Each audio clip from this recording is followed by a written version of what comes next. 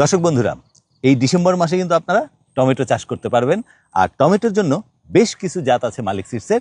তার আগে আমরা একটু শহীদুল ভাইয়ের কাছ থেকে একটা পরামর্শ শুনে নেব যে এই সময়ে টমেটো যারা চাষ করতে চান তাদেরকে কি কি দিক খেয়াল রাখলে ভালো ফলাফল পাবেন। করণীয় হচ্ছে, যেহেতু আপনার এই সময় হচ্ছে গাছ দ্রুত বাড়ে, শীতের ফসল এটা জি। একদম পারফেক্ট টাইম।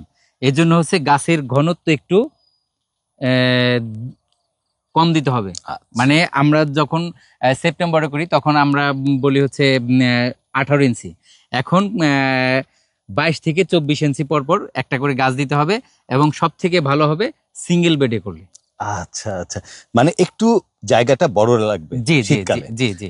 আচ্ছা, তো জমি শোধন করার কথাটা বলেন, জমি শোধন করার কতদিন পর চারাটা লাগাবে? জমি শোধনের হচ্ছে 10-15 দিনের মধ্যে যদি ট্রাইকোডার্মা অথবা যদি আপনার ব্লিচিং পাউডার অথবা যদি ডোনোসুন ব্যবহার করে তাহলে হচ্ছে 15 দিন। আর অনেক সময় লাগে, মানে 15 দিন পর হচ্ছে নিরাপদ। এর যদি ট্রাইকোডার্মা ব্যবহার করে তাহলে 4 দিনের মধ্যে হচ্ছে আমরা জমিতে আপনার চারা দিতে পারবো। তো সুন্দর পরামর্শ নিয়ে নিলাম। আর এই সময়ে আপনারা কোন জাতগুলো চাষ করবেন সেটা আপনাদেরকে বলে নিচ্ছি। সেটা হচ্ছে TM 1220, Sour King, Bahubali, Jessica Super, Amir, Red Jewel এবং TM 28।